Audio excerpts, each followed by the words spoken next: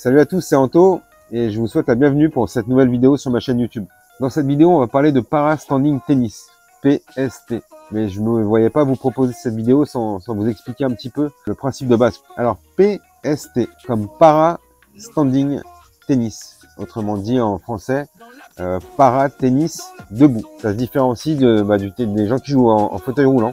Donc on est tous porteurs de handicap différents et on est réunis donc en Para Standing Tennis, en PST, dans 4 catégories. Donc il y a PST1, PST2, PST3, PST4, sachant que le PST1 c'est les gens entre guillemets moins handicapés, et puis PST2 un peu plus, et PST3 encore un peu plus, et PST4 encore un peu plus. Pour résumer, un joueur de PST1 c'est un joueur qui se déplace tout à fait normalement, qui n'a pas de problème au membre inférieur, mais qui peut être amputé d'un bras ou d'avoir une malformation au niveau d'un membre supérieur. PST2, c'est quelqu'un qui peut se déplacer correctement. Donc c'est mon cas, je suis en PST2. J'ai joué contre des joueurs et j'ai vu des joueurs dans mon tableau qui avaient une prothèse tibiale. Donc c'est quelqu'un qui est amputé sous le genou, c'est-à-dire que il a encore la flexion du genou. Il peut se déplacer et jouer la balle avant le deuxième rebond. Donc c'est les mêmes règles que le tennis que je pratique chez les valides. PST3, au niveau des amputations, c'est quelqu'un qui va être amputé au-dessus du genou. Il n'aura pas la flexion du genou, ce qui rend les déplacements beaucoup plus difficiles, ce qui fait qu'en PST3 et PST4, les joueurs jouent avec 2 rebonds. Voilà pour le topo sur le PST. J'espère que c'était pas trop rébarbatif comme explication. Et je vous laisse donc avec le résumé de mon aventure espagnole, le vlog de mon championnat du monde à Barcelone. Bonne vidéo et n'hésitez pas à me faire des retours dans les commentaires pour me dire ce que vous avez apprécié ou pas. À tout à l'heure, on se retrouve après la vidéo.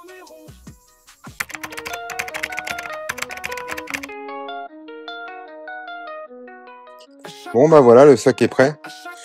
Départ demain pour le championnat du monde de paratennis à Barcelone. Je crois même que le sac il doit être mieux préparé que le joueur, je pense.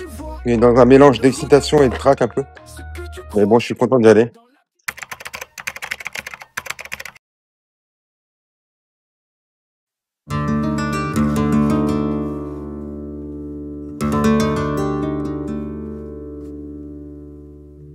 Allez, ça y est, c'est le jour J, départ pour Barcelone. Je suis à la gare de Nîmes Centre, il est 9h08.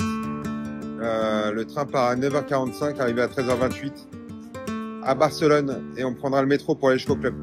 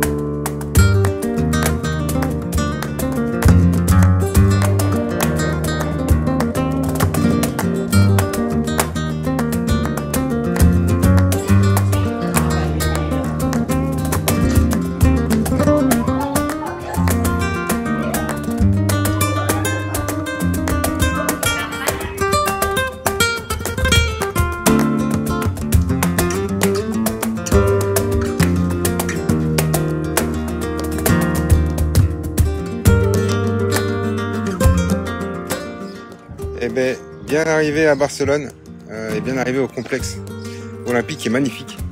On est passé, je suis arrivé en même temps que tous les autres Français. On est passé chercher notre petit badge de joueur et je vais vous montrer le complexe. Il est vraiment incroyable.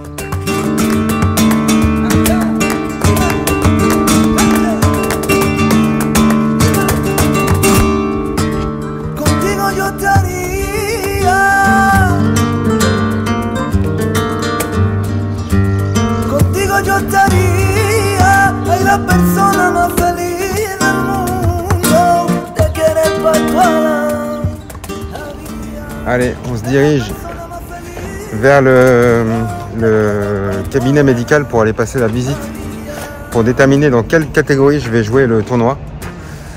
Donc voilà, j'y vais avec un peu d'avance, on va voir s'il peut me prendre, s'il y en a qui ont annulé ou quoi. On va voir ça.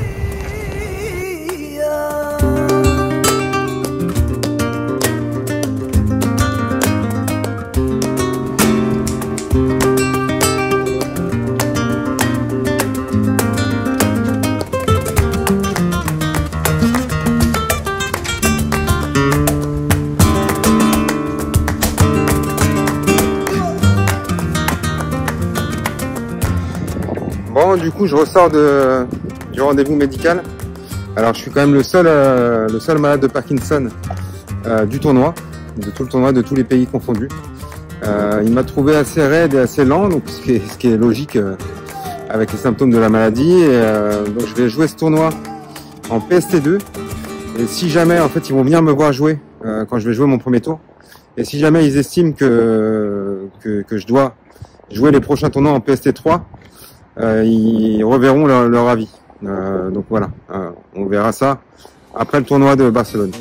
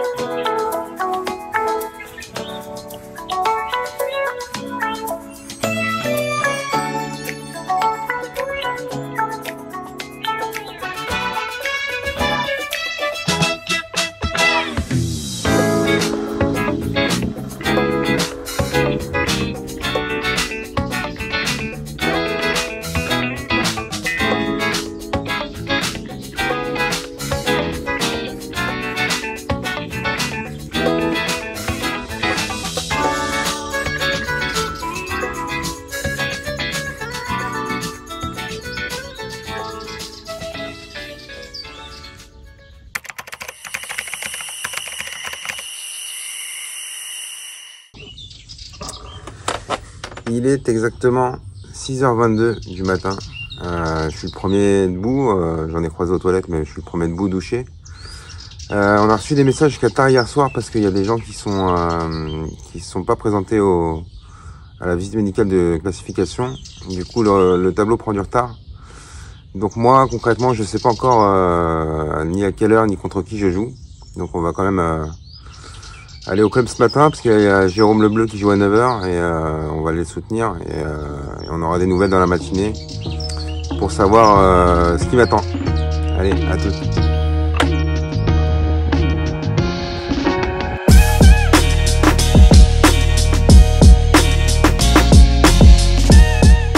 On est donc au complexe olympique à Barcelone. Je connais enfin mon adversaire, c'est un Australien qui a pas l'air tout jeune, qui a une prothèse donc au niveau d'une jambe. Et je joue donc à 13h30 contre ce monsieur qui s'appelle Jason, je crois, qui est venu me voir, qui a l'air très sympa. Et du coup, je vais aller me changer et puis je vais me préparer tranquillement. On a à disposition des bananes, des bouteilles d'eau. Et je pense que je mangerai seulement après le match. Donc je vais jouer directement comme ça à 13h30 et je mangerai après. On se tient au courant.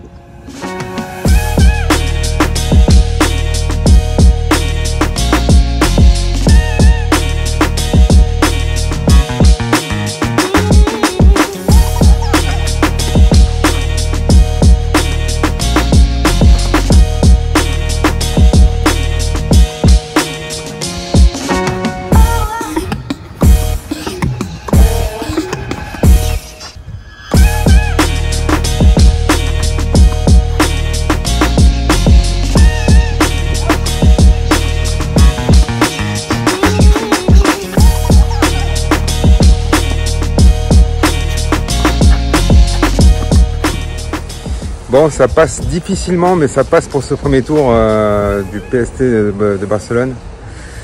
Je fais un bon premier set où je gagne 6-3. J'étais bien, j'étais fluide. Et bon, il fait très chaud et j'ai le traitement qui a commencé à ne plus faire effet.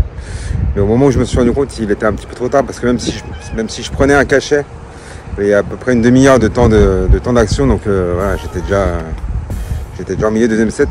Donc je gagne 6-3, je suis mené 4-1 dans le deuxième et j'arrive à gagner 6-4. Donc je suis quand même content d'être passé et voilà, et on verra comment je gère la fatigue et ça rejoue demain. Donc voilà. À toutes.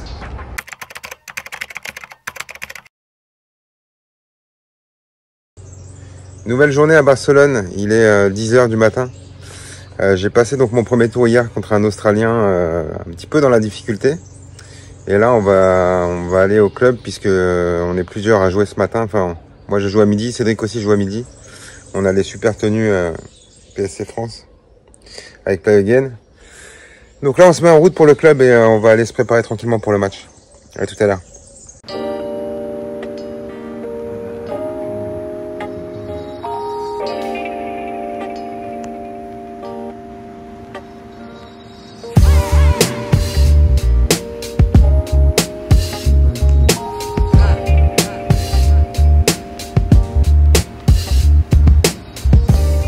Il est 11h20, je joue à midi contre un jeune Irlandais qui a battu un Français hier. Donc voilà, je vais commencer à aller m'étirer et m'échauffer un petit peu. Et je serai sur le court à midi.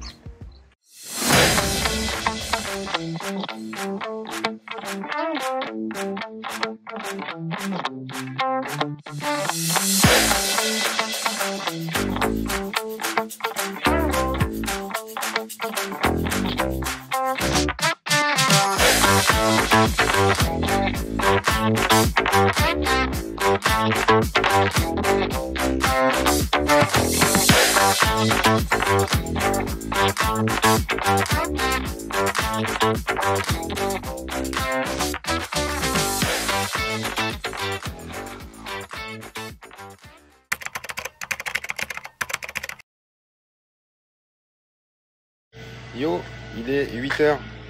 Je suis encore à l'hôtel. On va partir pour le club là. Et je joue donc un japonais en quart de finale du championnat du monde à 9h.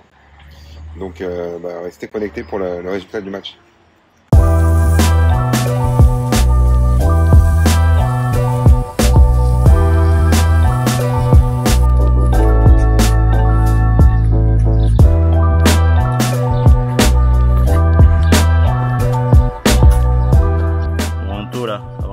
Interview là, t'es chaud? Chaud patate. Patate, ça va jouer vite? J'ai bien dormi. Ouais. Je me sens plutôt détendu, je suis content d'être là, je suis content de mon tournoi déjà. Ok. Et j'ai vu jouer, ça peut être une belle partie. Ouais. Et voilà, on verra bien comment ça se passe, mais je suis content d'être là. Allez, bah bon match alors.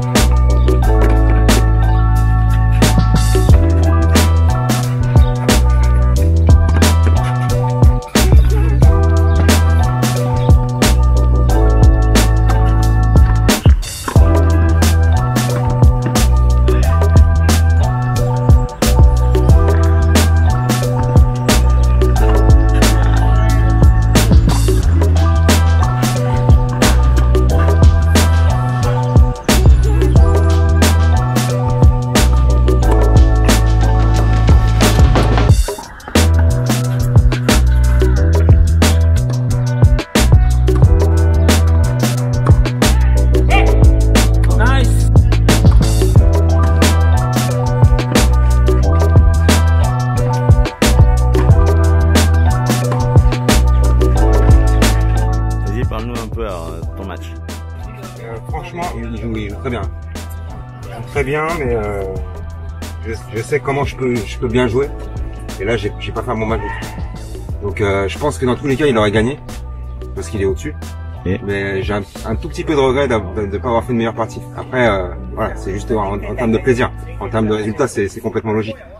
Mais bon, je pense que j'aurais pu prendre, je sais pas, 6-3, 6-2 ou 6-3, 6-3. Et pas 6-0, 6-1, tu vois.